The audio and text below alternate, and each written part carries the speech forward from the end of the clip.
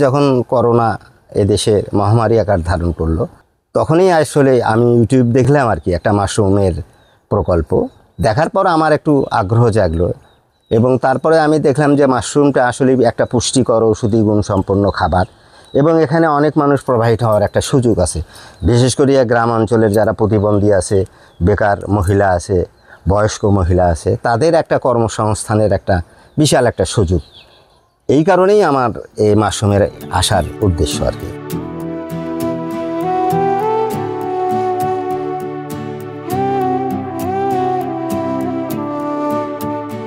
আমার নাম মোহাম্মদ মোস্তফা কামাল। আমার মাশরুম সেন্টারের নাম কিষান মাশরুম সেন্টার। মাশরুমটা হচ্ছে একটা পুষ্টিকর খাবার। এটাকে আপনি বিভিন্নভাবে খেতে পারেন। এটা আপনি স্যুপ খেতে পারেন, এটা আপনি পিএজি বানিয়ে খেতে পারেন, এটা আপনি চপ বানায় খেতে পারেন, এটা আপনি মাংসে ব্যবহার করতে পারেন, ছোট মাছে খেতে পারেন। এটার অনেক ব্যবহার আছে। আর আমরা যে মাশরুমটা চাষ করি এটা হচ্ছে ওয়েস্টার মাশরুম আর মিল্কি মাশরুম আর হচ্ছে কান মাশরুম। এর ভিতরে সবথেকে হচ্ছে পুষ্টিকর মাশরুম হচ্ছে কান মাশরুম আর হচ্ছে মিল্কি মাশরুম। এই দুটা আমাদের এখানে গরমে শুধু হয়, শীতে হয় না, যে কারণে আমরা গরমের সময় এই মাশরুমগুলো তৈরি করি। আর এই মাশরুমগুলা আমরা বিক্রি করি এখানে লোকাল বাজারে বিক্রি হওয়ার পর যে মাশরুমটা আমাদের কাঁচা থাকে এটাকে আমরা ছিঁড়ে শুকাই। এই শুকনো মাশরুমটা আমরা ওষুধ কোম্পানিদের কাছে বিক্রি করি। অনেক সময় পাবলিকও আমাদের কাছে এই মাশরুমটা কেনে, যারা ওষুধ শিল্পের সঙ্গে আছে। অনেকে আবার এই মাশরুমটাকে তারা ডাস্ট করে তারা চানাচুর তৈরি করতেছে, তারা আটার ভিতরে মাশরুম দিচ্ছে, তারা মাশরুমের বিস্কিট তৈরি করতেছে, কেক তৈরি করতেছে। আমার এক কলিগ আছে যে 18টা আইটেম তৈরি করে মাশরুমের এবং তার শোরুম হচ্ছে ঢাকায়। তাদের ওখানে বিশাল মার্কেট ঢাকায়। আমাদের এখানে মার্কেটটা ছোট্ট। এখানে যারা শিক্ষিত মানুষ আছে তারাই শুধু মাশরুমটা চেনে। তার বাহিরে মাশরুমটাকে মাশরুম তারা বলে না, তারা বলে এটাকে ব্যাঙের ছাতা। যে জন্য আমাদের এই যে মফস্বল শহরগুলোতে মার্কেটিংয়ে আমাদের একটু ডিফিকাল্ট তৈরি হচ্ছে। কিন্তু এখানে আমাদেরকে উদ্বুদ্ধ করতেছে, আমাদের কৃষি বিপণন কেন্দ্র আছে এখানে, তারা বলতেছে আপনাদের যত প্রকার সহযোগিতা করার দরকার সে সহযোগিতাগুলো আমরা করব এবং সময় মতো তাদেরকে আমরা বললে তারা এই সহযোগিতাগুলো আমাদেরকে করে।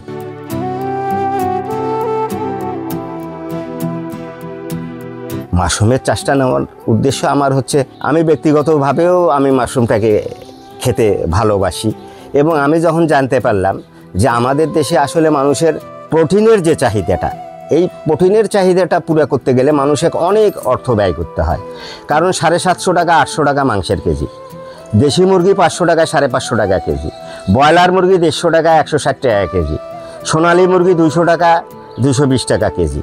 তা আমাদের দেশের যে প্রোটিনের যে ঘাটতিটা, এই প্রোটিনের ঘাটতিটা মাশরুম পুরা করবে। আমাদের কাছে ভিন্নতা আছে এই মাশরুমটাকে যে আমরা তৈরি করি। আপনারা এখানে আসছেন, আপনারা নিজেও দেখতেছেন এখানে আমাদের সার নাই, এখানে আমাদের কোনো কীটনাশক নাই। যেটাকে বর্তমান বিশ্বে মানুষ, যে কাস্টমাররা যে জিনিসটা চাচ্ছে, অর্গানিক একটা খাদ্য চাচ্ছে, যেটা পুষ্টিকর হবে, নিরাপদ হবে। এবং এই কারণেই মানুষ আমাদের কাছে আসবে এবং মানুষ আমাদের কাছে আসে, কারণ আমরা নিরাপদ একটা মাশরুম বিক্রি করি। মাশরুম আছে, আপনি আপনার বাড়ির আনাচে কানাচে দেখবেন মাশরুম আছে, কিন্তু এই মাশরুমগুলো মাশরুম নয়, এগুলো হচ্ছে ক্ষতিকর মাশরুম। এই মাশরুমগুলো খেলে আপনি অনেক সময় কোমায় চলে যেতে পারেন, বা আপনি অজ্ঞান হতে পারেন, বা আপনার যে কোনো অসুবিধা হতে পারে। কিন্তু আমাদের যেটা এখানে যে মাশরুমটা আমরা এখানে উৎপাদন করতেছি, এটা আমাদের একটা গবেষণার ফসল। না, গবেষকরা গবেষণা করে এটা আমাদেরকে দিছে, সেটাই আমরা এখানে তৈরি করতেছি। যে কারণে আমাদের এখানে, যে আমি বললাম তো, আমাদের এখানে যে বালাইনাশক ব্যবস্থাগুলো, এই বালাইনাশক ব্যবস্থাগুলোও আমরা প্রাকৃতিকভাবে করি। এখানে আমি যখন পুঁজিতে ঢুকছিলাম তখন আমার 8,000 টাকা পুঁজি নিয়ে আমি ঢুকছি। আমার এক ছেলে আছে, সেও তখন আমার সঙ্গে ছিল। আমরা প্রথম আর কি এই ঘরটা তৈরি করি। এই ঘরটা তো আমারই ঘর। এই ঘরটা তৈরি করতে তখন আমার 20,000 টাকা খরচ হয়েছে, আর এখানে আমার 8,000 টাকা পুঁজি ছিল। এই 8,000 টাকা পুঁজি দিয়ে আমি এখানে শুরু করছিলাম এবং আমি প্রথমবার গাইবান্ধা শহরে হকারের মতো মার্কেটিং করে আমি 26,000 টাকার এখানে মাশরুম বিক্রি করছিলাম। আমরা এখানে 10 টাকা করে পল কিনি, আর এই পলটাকে আমরা করি 1 ইঞ্চি 1.5 ইঞ্চি সাইজ করে আমরা কাটি এবং এই পলটাকে কাটার পর এই পলটাকে আমরা 60 ডিগ্রি সেলসিয়াস তাপমাত্রায় বস্তায় করে পানিতে আমরা এটা সিদ্ধ করি। সিদ্ধ করার পর এটা আমরা 16 ঘন্টা পানি ঝরানোর জন্য রাখি।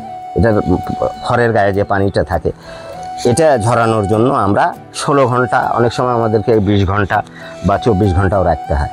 যখন খড়ের এই পানিটা যখন শুকায়া যাবে তখন আমরা এটা হচ্ছে 12-18 সাইজের পিপি ব্যাগে আমরা এটা 2 কেজি পরিমাণ খড়ের ভিতরে আমরা এই মাশরুমটা তৈরি করি। খড় যখন আমরা পাই না বা খড়ের সিজন তখন থাকে না, তখন আমরা যে কাঠের গুঁড়া, তারপরে এখানে গমের ভুসি, তারপরে এখানে হচ্ছে ধানের যেটা আমরা বলি খোসা, তারপরে এখানে ক্যালসিয়াম কার্বনেট, এটা ব্যবহার করে আমরা সাবস্ট্রেট তৈরি করি।